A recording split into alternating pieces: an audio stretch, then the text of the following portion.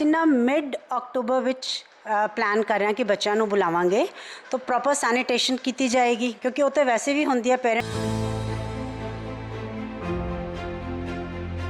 You need +1 +2 teachers only. Primary teachers will not be able to handle those classes और पढ़ाएंगे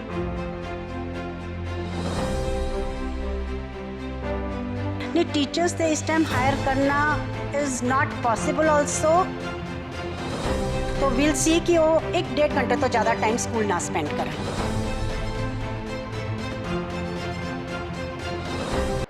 जाने तैशी देख रहे दर्शकों का स्वागत है दोस्तों।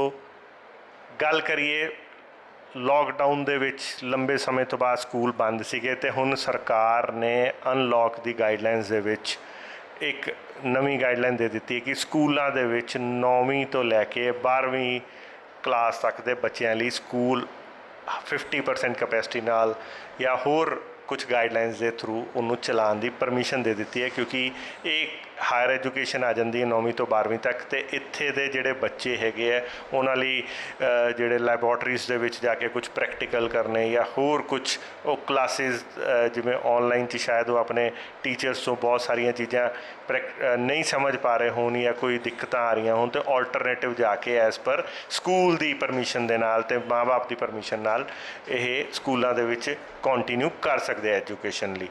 ਪਰ ਇਹ ਸਾਰੇ ਚੈਲੰਜਿਸ ਦੇ ਵਿੱਚ ਸਰਕਾਰ ਨੇ ਤਾਂ ਗਾਈਡਲਾਈਨਸ ਦਿੱਤੀ ਪਰ ਇਹ ਸਾਰੇ ਚੈਲੰਜਿਸ ਦੇ ਵਿੱਚ ਸਕੂਲਾਂ 'ਤੇ ਰਿਸਪੌਂਸਿਬਿਲਿਟੀ ਬਹੁਤ ਜ਼ਿਆਦਾ ਵੱਧ ਗਈ ਹੈ ਕਿਉਂਕਿ ਸਕੂਲਸ ਦੇ ਵਿੱਚ ਬੱਚਿਆਂ ਨੇ ਜਾਣਾ ਹੈ ਲੰਬੇ ਸਮੇਂ ਤੋਂ ਬਾਅਦ ਜਾਣਾ ਹੈ ਤੇ ਸਕੂਲਸ ਲਈ ਇੱਕ ਦਿੱਕਤ ਕ੍ਰੀਏਟ ਹੋ ਗਈ ਹੈ ਕਿ ਕਿੱਦਾਂ ਉਹ ਇਹ ਸਾਰੀ ਚੀਜ਼ਾਂ ਨੂੰ ਮੈਨੇਜ ਕਰੇਗਾ।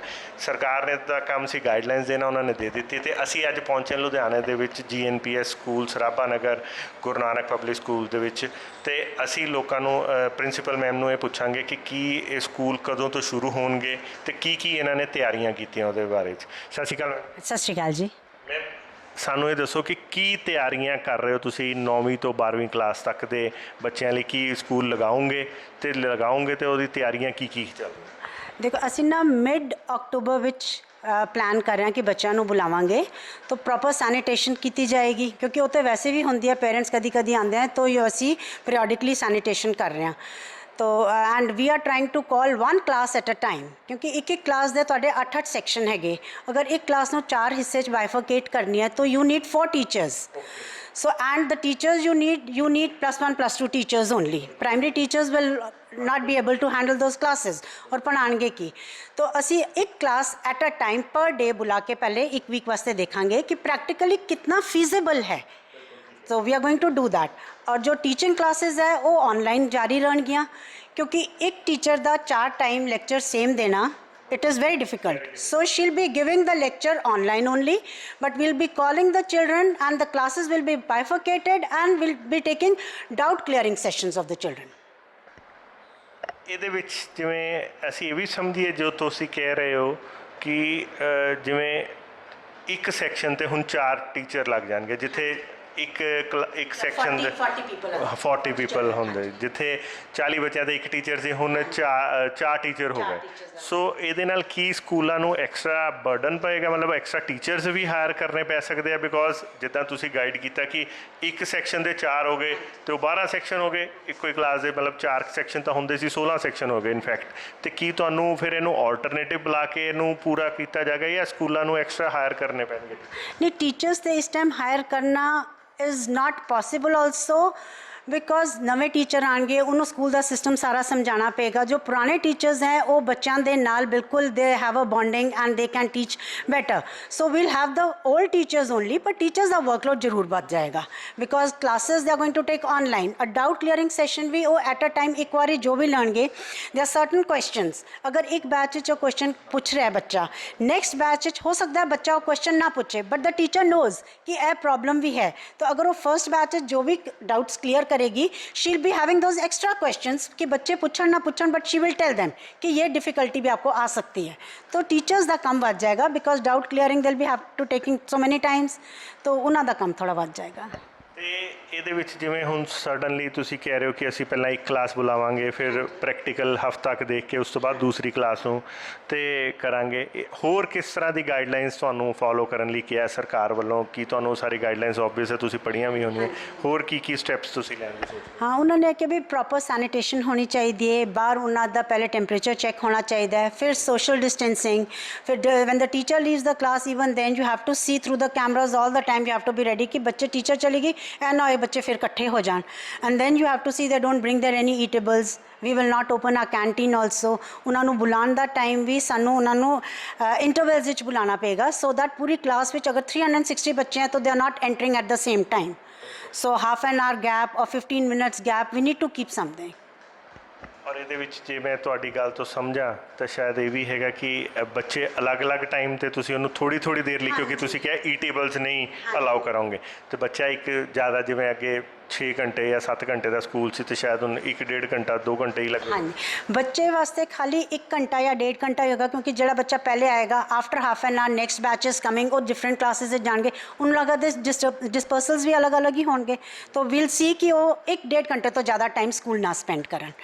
And we will be calling them also for the practicals। Science subject ਐਸਾ ਹੈ ਜਿਹੜਾ ਬਿਨਾਂ ਪ੍ਰੈਕਟੀਕਲਸ ਤੋਂ ਨਹੀਂ ਹੁੰਦਾ, ਮਿਊਜ਼ਿਕ ਐਸਾ ਹੈ ਜਿਹੜਾ ਬਿਨਾਂ ਪ੍ਰੈਕਟੀਕਲਸ ਤੋਂ ਨਹੀਂ ਹੁੰਦਾ, so those teachers they are facing a lot of problem. ਇਹ ਸਾਰਿਆਂ ਦੇ ਵਿੱਚ ਇੱਕ ਚੀਜ਼ ਦੱਸੋ ਕਿ ਸਰਕਾਰ ਨੇ ਇੱਕ ਗਾਈਡਲਾਈਨ ਦੇ ਵਿੱਚ ਇੱਕ ਹੋਰ ਪਾਰਟ ਰੱਖਿਆ ਕਿ ਪੇਰੈਂਟਸ ਦੀ ਪਰਮਿਸ਼ਨ ਦੇ ਨਾਲ ਬੱਚੇ ਆ ਸਕਣਗੇ। So have you contacted with parents? We have tried contacting with the parents. Few parents are interested कि भी आन, पर कुछ parents they are still hesitant. They are saying कि तुसी मैम बेशक बुलाओ but we will not send. But बच्चे जड़े हैं वो खुद आना चाह रहे हैं, तो पेरेंट्स ये कह रहे हैं कि सानू बच्चों का प्रेशर आ रहा है, सो काइंडली क्लियर कट वो करो कि they don't write their own application and they write forged signatures and they bring it, so kindly take care because all parents are not interested in sending।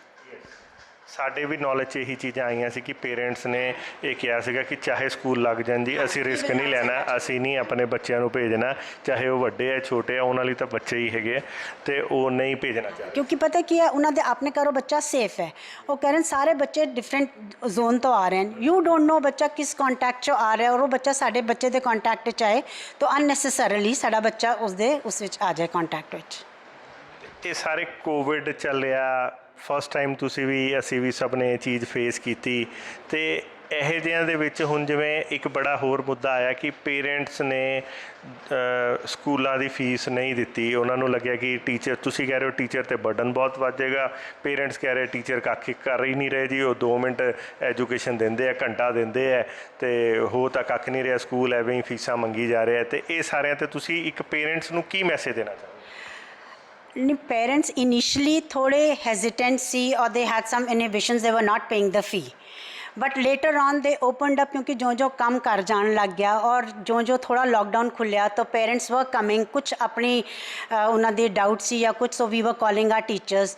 और जब teachers नाल interaction होंदी है, when they learn कि एक teacher को एक online lecture देने वास्ते कितनी ज़्यादा मेहनत करनी पैंदी है, because teaching in class is very easy, you prepare your lecture, you deliver your lecture and you go out.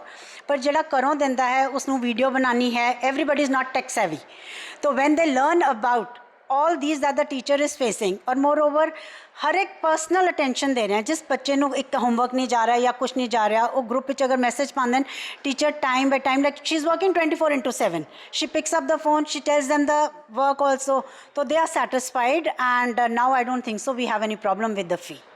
एक आखिरी क्वेश्चन मैम कि ਇਹ ਪੈਰਾਡੈਮਿਕ ਆਇਆ, ਇਹਨੇ ਸਾਡੀ ਸਾਰਿਆਂ ਦੀ ਲਾਈਫ ਚੇਂਜ ਕਰ ਦਿੱਤੀ, ਸਭ ਦੇ ਵਿੱਚ ਲੈਸਨਸ ਦਿੱਤੇ, ਟੀਚਰ ਤਾਂ ਪ੍ਰਿੰਸੀਪਲ ਤਾਂ ਟੀਚਰ, ਪ੍ਰਿੰਸੀਪਲ, ਵਾਈਸ ਪ੍ਰਿੰਸੀਪਲ, ਇਹ ਤਾਂ ਬੱਚਿਆਂ ਨੂੰ ਲੈਸਨ ਦਿੰਦੇ ਹੈ, ਐਜੂਕੇਟ ਕਰਦੇ ਆ, ਉਹਨਾਂ ਨੂੰ ਉਹਨਾਂ ਦਾ ਮਾਰਗਦਰਸ਼ਨ ਕਰਦੇ ਹੈ, ਠੀਕ ਹੈ।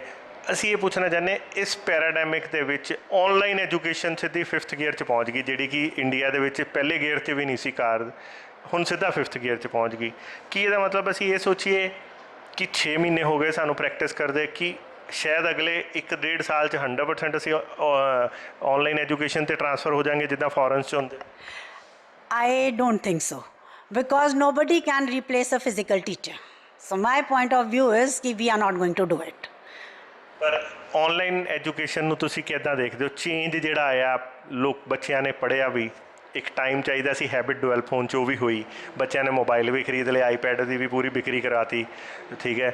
ਪਰ ਹੁਣ ਆਨਲਾਈਨ ਐਜੂਕੇਸ਼ਨ ਕਿੰਨਾ ਕੁ ਸਮੂਥ ਹੋ ਗਿਆ ਜਾਂ ਕੀ ਉਹਦਾ ਫਿਊਚਰ ਤੁਹਾਨੂੰ ਲੱਗਦਾ? Online, you know, somehow I'm still not very satisfied with online. Like, it is okay, we are doing a very good job, but still I feel teacher needs to come here, क्योंकि ना जो बच्चों दे expressions या बच्चों दे वो teacher eye contact होता है, हाँ, yes, so हाँ, that is not coming. Even when you have those Zoom classes, तो one or the other naughty child is there and that child disturbs the whole class. So that is also there. So I think future still जो traditional way of teaching है, that nobody can replace that. Thank you so much. ਸੋ ਦੋਸਤੋ, ਇਹ ਸੀਗੇ principal ma'am. ਇਹਨਾਂ ਨੇ ਦੱਸਿਆ ਕਿ ਪੈਰਾਡਾਇਮਿਕ 'ਚ ਐਜੂਕੇਸ਼ਨ, ਚਾਹੇ ਆਨਲਾਈਨ ਐਜੂਕੇਸ਼ਨ ਆਈ ਜ਼ਰੂਰ, ਐਜੂਕੇਸ਼ਨ ਸਾਨੂੰ ਡਿਵੈਲਪ ਕਰਨੀ ਪਈ, ਜਾਂ ਉਹ ਇੱਕ ਕਹਿ ਲਓ ਕਿ ਇੱਕ ਐਜੂਕੇਸ਼ਨ ਅਸੀਂ ਕੀਤੀ, ਸਭ ਨੇ, ਬੱਚਿਆਂ ਨੇ ਵੀ ਪੜ੍ਹੀ, ਪਰ ਸਟਿਲ ਇਹ ਕਹਿੰਦੇ ਜਿਹੜੇ ਕਿ ਪ੍ਰੈਕਟੀਕਲ ਐਜੂਕੇਸ਼ਨ ਦਾ ਜੋ ਪਿਛਲਾ ਸਾਡਾ ਇੱਕ ਬੇਸਿਕ ਟ੍ਰੈਡੀਸ਼ਨਲ ਵੇ ਹੈ ਉਹੀ ਰਹੇਗਾ।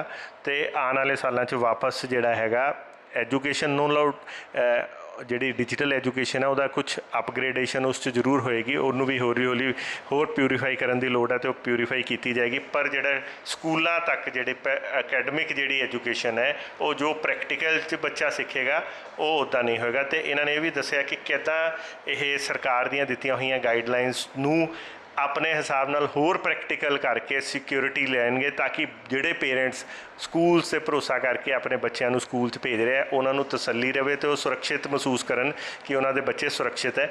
ਇੱਦਾਂ ਹੀ ਹੋਰ ਵੀ ਚੀਜ਼ਾਂ ਨਾਲ ਤੁਹਾਨੂੰ ਜਾਣੂ ਕਰਾਉਂਦੇ ਰਹਾਂਗੇ। ਦੇਖਦੇ ਰਹੋ, ਬਨੇ ਰਹੋ ਜਨ ਹਿਤੈਸ਼ੀ। ਧੰਨਵਾਦ।